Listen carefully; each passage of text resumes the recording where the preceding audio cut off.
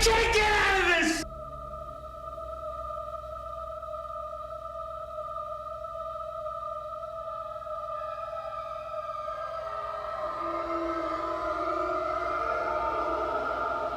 It wasn't a dream. There's a group that meets.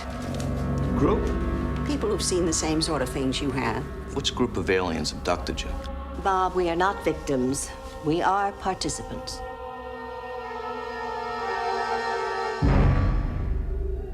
I don't recall them being human. I've got to go! My baby's screaming!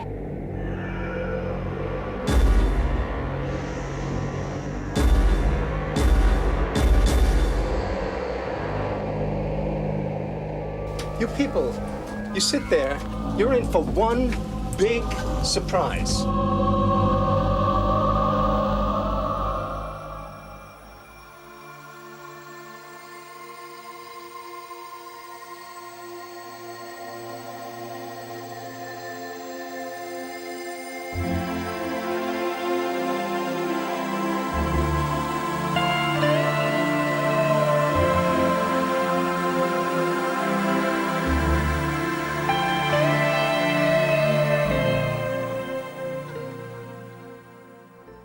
Hello and welcome to Drive-In Double Feature, the show where we talk about all the trashiest, weirdest films. I'm Ryan. I'm Nathan. Are you excited? Yeah, this has given us an opportunity to where we're going a little outside of the mainstream. I mean, sure. I mean, if there's something that does come up that is mainstream, that is kind of fits within that theme, but you're not going to find us talking about Marvel, those darn Marvel movies that are so boring. Save those for the theme parks, okay? Yeah. Right? But no, this is just something it's just given us an opportunity to go outside of the lines and stuff that we really think are interesting and we want to talk about. Something I've always wanted to do is watch more of the weirder movies on my list versus maybe movies that are considered the greatest or anything. Digging down a little bit. Finding something interesting in the thousands of movies that exist in this world. And if you've listened to the previous episodes that we've done in the past, then you know exactly what type of movies we're all about. Exactly. And if this is your first episode, well, awesome.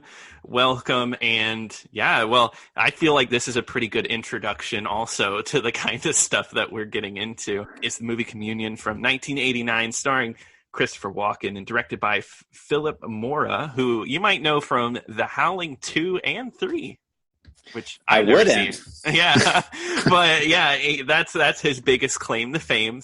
This movie's an interesting one because it's alien abduction, but it's based off of a, in quotations, nonfiction book. Now, did you have any experience with this before? So we're going to dig into spoilers for this movie, right? Of course, yeah. Okay, so the only thing I knew about this movie is that at some point Christopher Walken was going to get an anal probe, because I remember there are like movies where there's an anal probe that and this was on the list. Nice, yeah. Or it was like an alien movie list, and it's like there's a movie where Christopher Walken gets anally probed. There is, yeah. Nice. I feel like that's a perfect introduction. I first heard of this movie from the Nostalgia Critic, actually. He had at one point put it on a list of like scariest scenes of all time. And it's because he remembers it so you don't have to, right? Exactly, yeah. Thank you, Nostalgia Critic.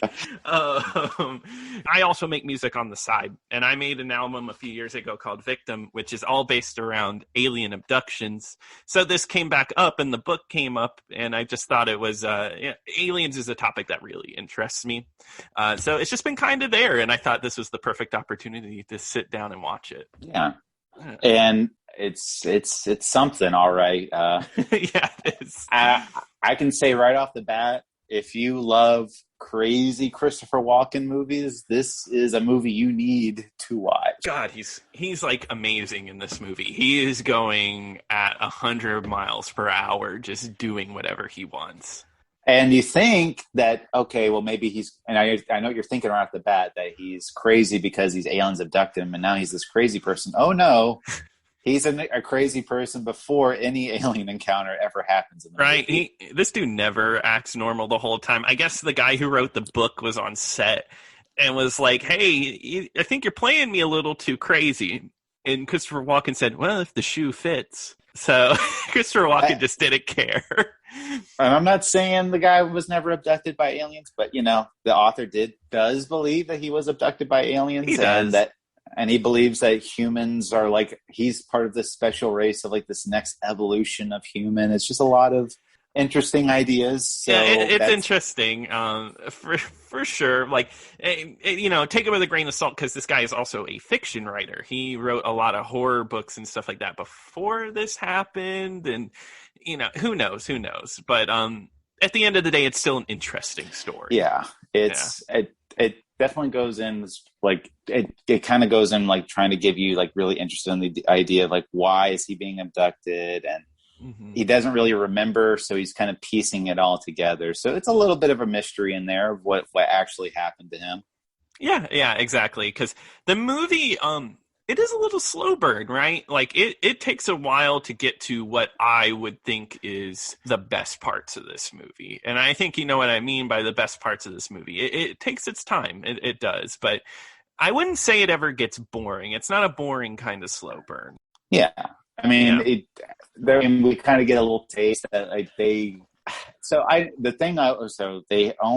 have an apartment in New York City, which is already probably really expensive, but they also own a cabin, and they don't really go into say how they have all this money. Yeah. He's an author, but I don't know if he's as wildly successful. And as far as I know, his wife doesn't work. So I don't know where they got all this money, but they go out to the cabin and they see all these big, bright, flashy lights. And that's kind of how the alien stuff starts. Yeah, and it definitely, I do like that this movie does not shy away that. I think with alien movies, they try to make aliens feel unique. They never try to go for what we think is a classic alien look. Not this movie. It has classic aliens right from the start. They look like the big eyes, green dudes. I kind of like about it. Well, one thing I will appreciate is so you kind of thinking why you see these really long, wispy looking, tall, lanky looking aliens, and you're like, okay, that looks really bad. Yeah. and you think, okay, they're going for the very classic approach of this is what aliens look like. But I kind of took it away and they do say this is not what they actually look like. They're just kind of they're using these costumes because there are these kids with alien masks, and at one point the alien does remove a part of its face, so it's just easier to comprehend for these humans of what an alien is, because their true forms would be something that their brains just wouldn't even be able to comprehend. Exactly, yeah, and that's classic alien stuff that they talk about a lot in alien abductions and stuff. At first I was worried it was just shitty effects. Oh yeah, this just looks horrible, and it doesn't look that crazy good still, but when you actually see the goblins or whatever, they looks like they have some work put into them. Yeah, it does look like they at least thought about this type of thing. So when you realize that they're these beings wearing these costumes, it kind of makes more sense. That's about it. So that first part of the movie, they stay in that cabin, right? And then bright lights happen, and then it leaves it kind of as a mystery. And there's something about it where it has a scene where you see a little bit of an alien, it touches Christopher Walken's head, and then Christopher Walken has to grapple with did that actually happen to me? No, I don't think it actually happened. It was the moon that was so bright. It's a lot of denial and not understanding what's going on. Yeah, and at one point the aliens do go after his kid, and I gotta say, this kid actor is awful. Horrible. There's something I can't stand about kids screaming in movies, and this kid screams a lot of the movie. He screams, and he's just a terrible, terrible actor, and that's not his fault because they wanted a little 6-year-old boy in the movie, and they just obviously he doesn't have any acting experience, so and he has to act beside Christopher Walken. That has to be hard just for anybody. Yeah, because there's one scene where the kid sees the aliens, and he's screaming his head off, and then his dad comes in. He's like, "Oh no, son, you're just having a nightmare." And he's like kissing on his head. No, you're good. Like, and then the kid gets over it almost right away. And you're like, I was like, if I was a kid, I would be screaming my head off. I'd be ruined for weeks, and just because you see these horrible monsters, and this kid is just getting over it way too fast. While we're on the subject of it, so put yourself in that kid's shoes. What if this version of Christopher Walken was your dad? I think it'd be insufferable, man. Like, dude, I mean, I love watching him in this movie, but oh my God. He just is acting the whole time, doing something. Like at the very beginning of the movie, he's yelling at the computer. He's like, "Why don't you work?" Like yelling at a computer who he's just using as a word processor. Yeah, and like the wife is just totally fine with it. She's like, "Oh, there's my husband, just how he is," and he starts acting, crazy as the movie goes on. And then everybody's kind of like, "Okay, this isn't funny anymore. Like you're acting really bizarre." Yeah, and then we kind of get into, well, I did want to bring this up. The music is done by Eric Clapton. Really weird. Oh, and I just, another credit I want to talk about, Lee Smith edited this movie, and I did some digging. He's done every Christopher Nolan movie since Batman Begins. So he's moved on to edit like big Hollywood movies. That's interesting to me.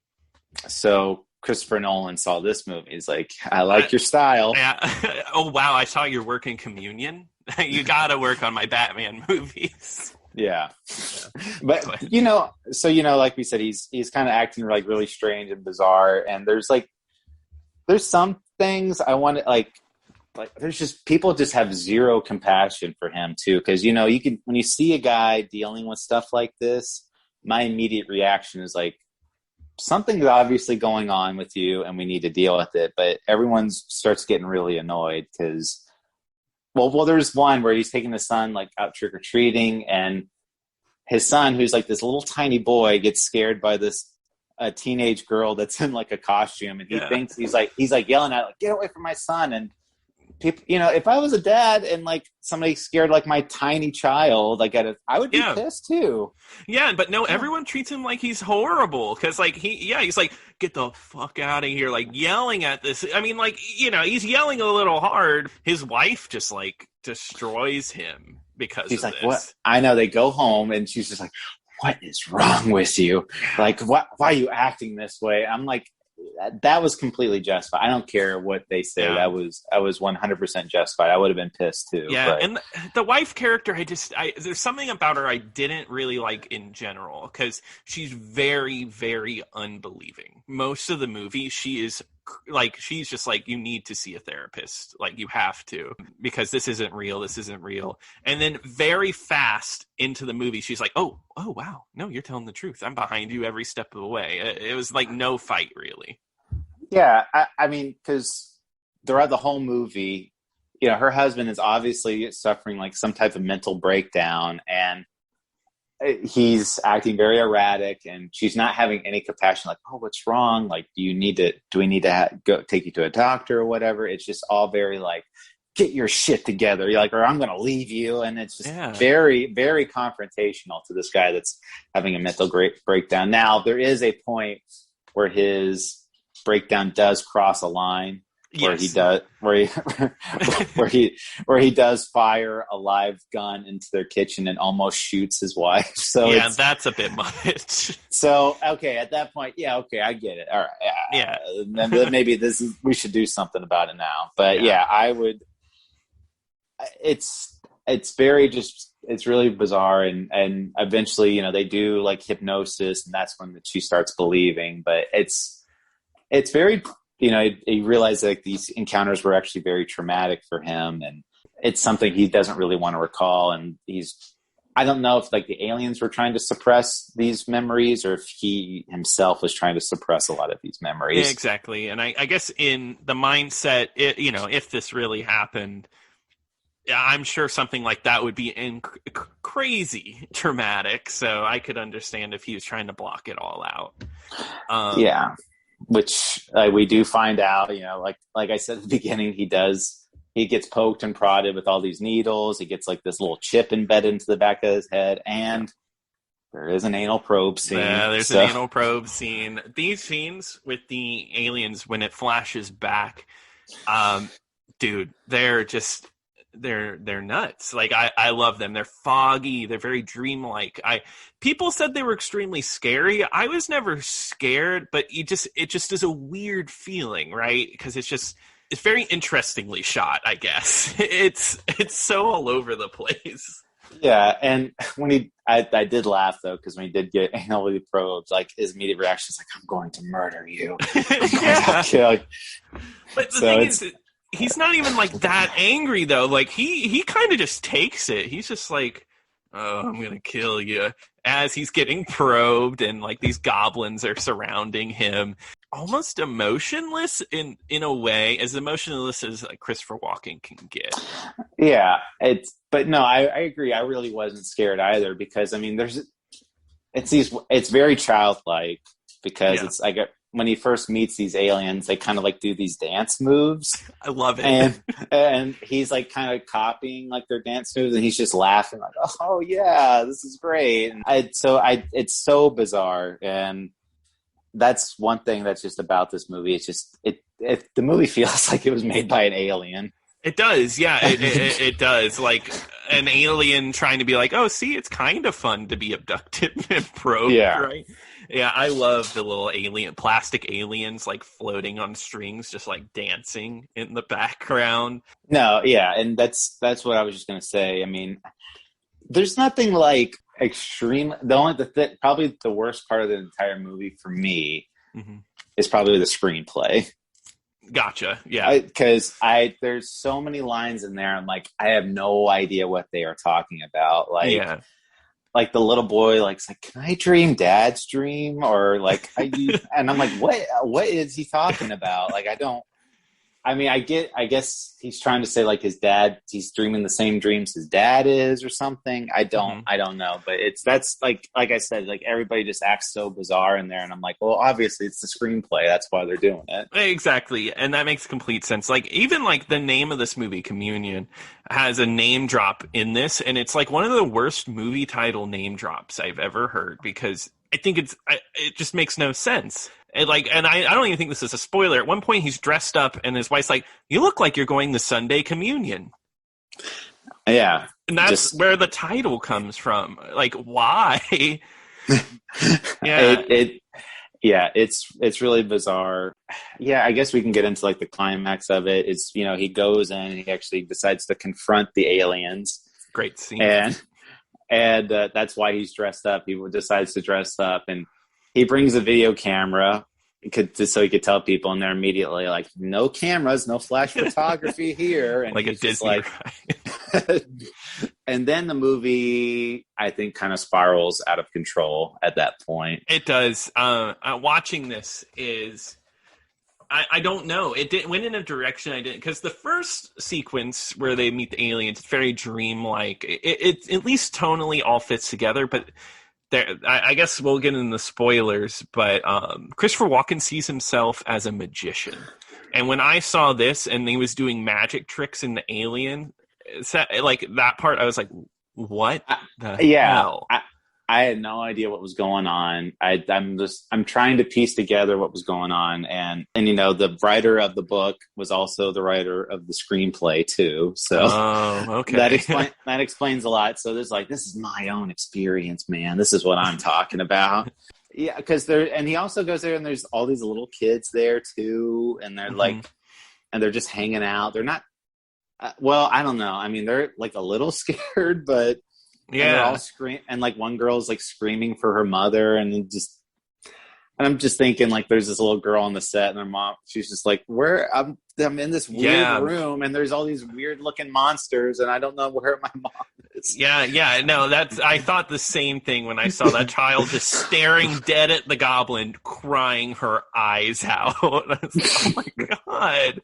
I couldn't imagine as a parent letting your kid act in something like this.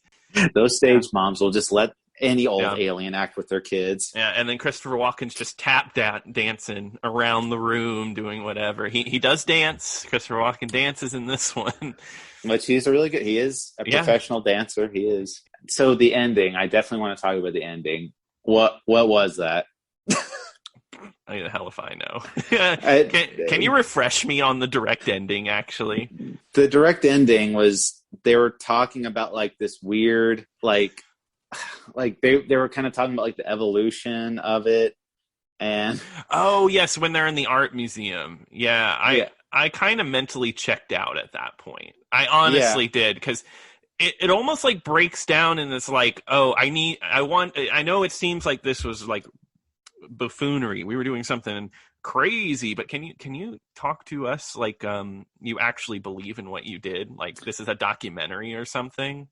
yeah, because at one point like Christopher Walken's staring at the camera like directly. Mhm. And I was like, I don't know what's going on. And at one point, his wife, and his son go on like the roof of their, or is it the roof, or they're at like a building, and they're just standing there like staring at the camera, and then like they just do they pull out of the shot, and it just goes to a wider angle, and it's just like credits, and I'm like, huh, like I don't know. I don't know if they just didn't know how to end it properly. Because it does get, because, you know, after all of those flashbacks happen, they have to explain, like, oh, he's in a support group with other people. He's not alone. Other people are part of this, you know. The ending does go on for quite a bit. Yeah. Until it just pans out and is like, we're done. Yeah, which, I mean, I was having a good time until probably, like I said, like the last, like, 30 minutes of the movie where it's just, I'm like, I don't know what's happening. It's not really fun anymore because it's just, like I said, there's a lot of scenes where Christopher Walken's just acting really goofy and erratic, and that's really fun to watch. And trying to piece together like the mystery of what actually happened, I enjoyed a lot. But when it goes into like this philosophical, we're this new breed of person, we're this new level of evolution, we've been chosen. To me, it just gets way too like, okay, this is getting kind of dumb, and I don't like it. It gets into a pseudoscience garbage kind of thing, and like it's interesting to like watch a movie about like pseudoscience stuff, but also this movie acts like it. And I mean, I guess this guy believes he's abducted by aliens or whatever, but like, yeah, this is the honest truth. And I don't want to be preached to. I don't want to be preached to that, oh, I'm next part of evolution. They were chosen by aliens. And, you know, it's just not fun to be preached to about. Which I guess we could talk about this if you want. Do you believe in alien abductions? Alien abductions? No, not really. Like, not that I don't want to discredit anything anybody says, of course, but I think it's a little far-fetched, the whole idea of like anal probes and all that. Yeah. But I do think that, you know, I go with the age-old, like, you know, it's crazy to think we're the only things in the universe, so there are probably aliens out there. But it's also not, I think it's safe to assume that maybe we're the most advanced race, and there's other life forms that aren't watching us or whatever somewhere out there. No, that's exactly what I think. I mean, if the universe is so infinitely, I can't even say it, infinitely bigger than us, it wouldn't surprise me at all if there was some type of living people out there, and that would be pretty arrogant to think that humans are the only living thing on any planet that ever existed. But I feel like if there was a more advanced race, I don't feel like we would probably be super uninteresting to them. I would feel like, yeah, if they were like way above us, like, why? I guess I get why they would abduct to experiment, but would they? I don't know. It's such a weird topic, right? But I do think like alien abduction stories, you have to take with a grain of salt. You really do. And I do think that people that say they've been abducted, I think that they may have had stuff happen to them in their past, and they're just maybe projecting a little bit. But I don't want to self-diagnose any of these people. If they believe that, then hey, more power to them. Maybe it really did happen, and maybe you and I are both just idiots. Yeah, who knows, right? And I'm sure if we keep at this, we'll run into even more stories about people that have ran into things that we don't believe in. And who knows, you know? And if any one of us get abducted, we will be sure to talk about it on this podcast. Yeah, I'll talk about, if I have any alien stories, I'll let you know. Yeah. But as of right now, I do not. Absolutely. But I think that's it for me. Unless is there something else you want to add? No, I think that's Communion. I guess like as a final thoughts kind of section, I don't know if I can easily recommend this movie. I don't. It's very much for a specific kind of a person, and I think it's a little too long.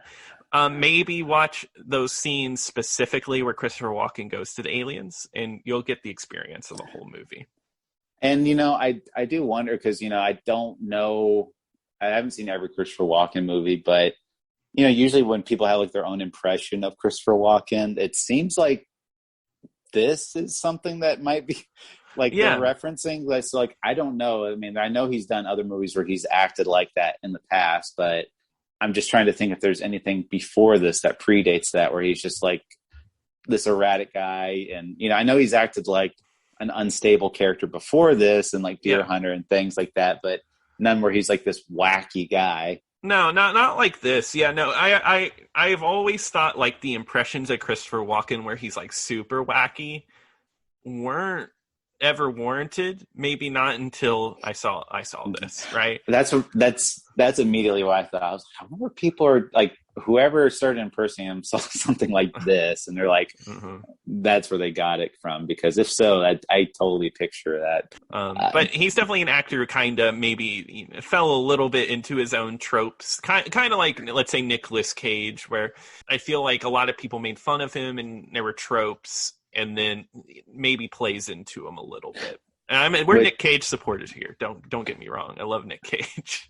Right. And and both of them were accomplished Academy Award winning actors before they became like this big parody. So they definitely are serious actors, but it's just kind of like, you never know what you're going to get. Are you going to get serious Cage? Or are you going to get serious Walken? Or are you going to get like the wacky cartoon version? But I mean, what I'm getting at is like, if you love crazy Walken movies, I would say check it out, because there is a lot of that in here.